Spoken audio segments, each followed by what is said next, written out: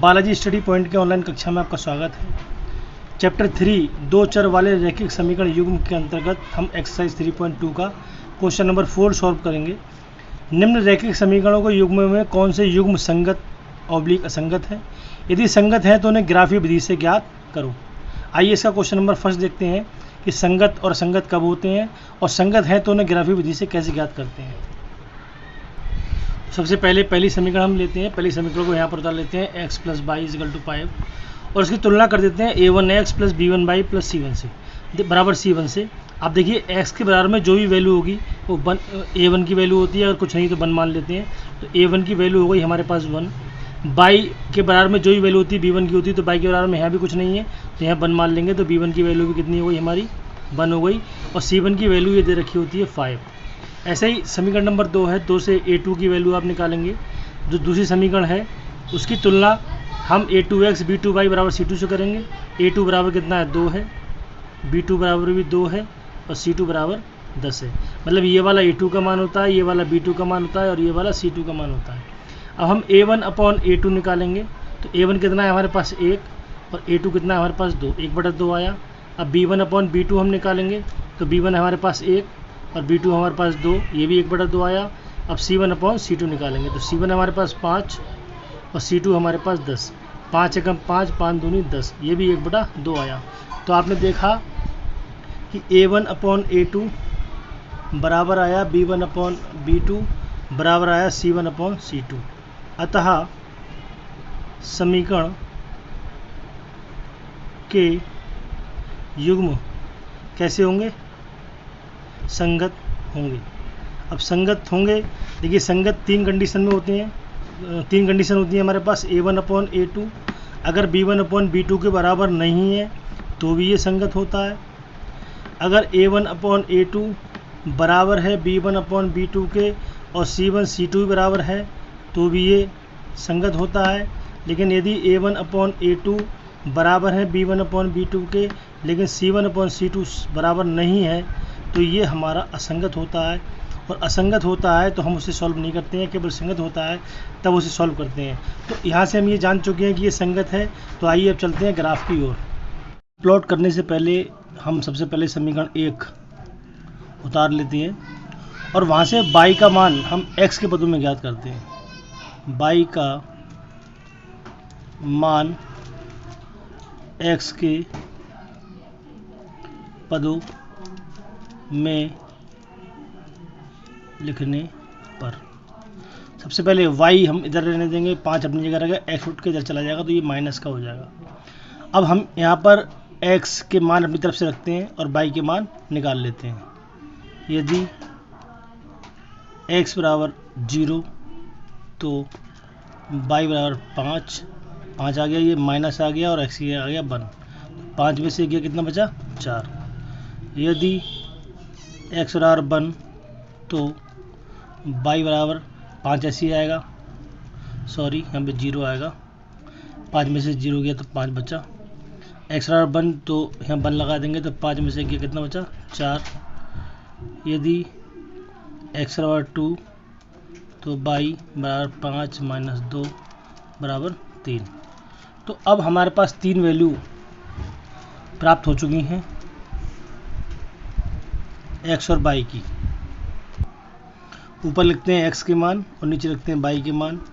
3 मान है, 3 खाने बना लेंगे। x का मान 0 है तो y का मान 5 आया, x का मान 1 है तो y का मान 4 आया, x का मान 2 है तो y का मान 3 आया। तो एक टेबल हमारी पहली समीकरण से बन जाती है। अब दूसरी समीकरण हम उतारेंगे इसकी, 2x + 2y = 10।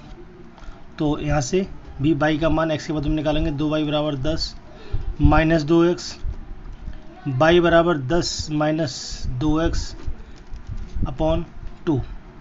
अब हम यहाँ भी x के मान अपनी तरफ से रखेंगे और y का मान निकालते जाएंगे। x बराबर 0 तो y बराबर 10 - 2 × 0/2। सिर्फ x का मान बदल के हमें 0 रखना है, बाकी किसी भी संख्या में कोई परिवर्तन नहीं करते हैं। अब ये हो गया 10 और 2 में 0 × 0/2, ये हो गया 10/2, 2 पंजे 10। तो x का मान कितना आ गया 5। अब हम रखेंगे x बराबर 1 तो y बराबर 10 माइनस 2 गुणा 1 अपॉन 2, 10 माइनस 2 अपॉन 2, 8 बटे 2, 2 चौक 8 बराबर 4। अब x बराबर 2 रखते हैं तो y बराबर 10 माइनस 2 ऐसे आएंगे ये वाले, और x ये लगा देंगे हम 2 बटे 2, 10 दो दूनी कितना हो गया 4 बटे 2, 10 में से 4 कितना बचा 6 बटे 2, 2 3 6 बराबर 3। अब इसके लिए भी हम एक टेबल बना लेते हैं वैसे जैसे ऊपर बनाई थी x और y। x की वैल्यू 0 है तो y की वैल्यू 5 है, x की वैल्यू 1 है तो y की वैल्यू 4 है, x की वैल्यू 2 है तो y की वैल्यू कितनी है 3 है। तो आप देखेंगे कि दोनों ही टेबल्स बिल्कुल सेम है,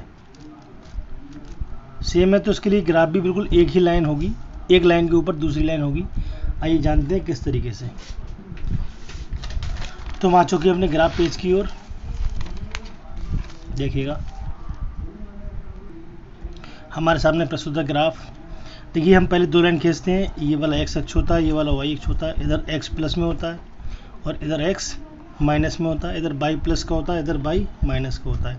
देखिए ये मूल बिंदु होता है, ये मूल बिंदु है, इससे नीचे को y माइनस का रहता है, y के आगे सबके आगे माइनस लगा हुआ है। देखिए अब -1 है, फिर -2 है, -3, -4, -5, ऐसे y ऊपर प्लस का रहता है, इधर x प्लस का रहता है, इधर x के मान सारे माइनस के रहते हैं।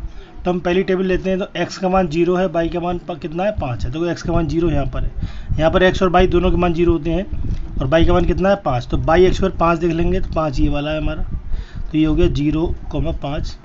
पहले x का मान लिखते हैं फिर y का मान लिखते हैं। दूसरा है x का मान 1, y का मान 4, तो x अक्ष पे देखेंगे 1 ये है और y का मान 4 कहाँ है ये, तो 4 के सामने और x के सामने जो पॉइंट्स आ रहा है वो हमारा हो जाएगा 1,4। अब x का मान 2, y का मान 3, x का मान 2 ये है और y का मान 3 ये है, 2,3। अब हम इसके लिए ग्राफ प्लॉट कर लेंगे, इन तीनों बिंदुओं को मिला देंगे और जो मिलाने से एक लाइन आएगी वो हमारा इसका ग्राफ होगा। अब प्यारे बच्चों जो दूसरी समीकरण है हमारी वो बिल्कुल सेम यही है, बिल्कुल सेम यही है जो ऊपर वाली है, तो जाहिर सी बात है कि जब ये सेम यही तो इसके लिए भी यही ग्राफ होगा। इसी लाइन के ऊपर एक लाइन और आएगी जो इसका ग्राफ कहलाएगी। तो इस तरीके से हम जब संगत हो तो हम ग्राफ खींच लेते हैं, लेकिन यदि असंगत है तो ग्राफ खींचने की कोई आवश्यकता नहीं है। इसके सेकंड पार्ट की ओर, x माइनस वाई बराबर 8 पहला समीकरण हो गया, की तुलना a1x b1y बराबर c1 से करेंगे। तो आप देखेंगे कि यहाँ पर कुछ भी नहीं है तो यहाँ 1 मान लेंगे, यहाँ भी 1 मान लेंगे, तो a1 की वैल्यू हो गई 1, b1 की वैल्यू हो गई माइनस का 1, माइनस अगर साथ में तो ज़रूर लेंगे, और c1 की वैल्यू हो गई 8। अब दूसरा समीकरण लेंगे, 3x माइनस 3y बराबर 16 की तुलना हम a2x b2y बराबर c2 से करेंगे। तो a2 की वैल्यू हो गई हमारी 3, अब b2 की वैल्यू हो गई हमारी -3 और c2 की वैल्यू हो गई हमारी 16। अब क्वेश्चन नंबर 1 की ही तरह हम इसका a1/a2 निकालेंगे। a1 है हमारे पास 1, a2 है हमारे पास 3, b1/b2 निकालेंगे। b1 हमारे पास -1 है, b2 हमारे पास -3 है, तो माइनस से माइनस कैंसिल हो गया, ये 1/3 बचा। ये c1/c2 निकालेंगे तो c1 की वैल्यू 8 है और c2 की वैल्यू 16, 8 एकम 8, 8 दूनी 16, ये 1/2 आया। तो आपने देखा ये दोनों बराबर आ रही हैं लेकिन c1 c2 बराबर नहीं आ रही है, तो लिखेंगे a1/a2 बराबर b1/c2 बराबर नहीं है c1/c2। जब ये कंडीशन आती है तो रैखिक समीकरण युग्म कैसे होंगे, असंगत होंगे। असंगत होंगे तो हमें उन्हें ज्ञात करने की आवश्यकता नहीं है, कोई ग्राफ बनाने की ज़रूरत नहीं है, उसी सवाल को यहीं समाप्त कर देंगे, आगे करने की हमें आवश्यकता नहीं है। दोस्तों अगर आपको वीडियो पसंद आ रहा है तो लाइक कीजिए, अपने दोस्तों में शेयर कीजिए। यदि आप हमारे चैनल पर नए हैं तो हमारे चैनल को सब्सक्राइब जरूर कर लीजिए, बेल आइकन के घंटे को दबा लीजिए ताकि आपको हमारे हर वीडियो का नोटिफिकेशन प्राप्त हो सके।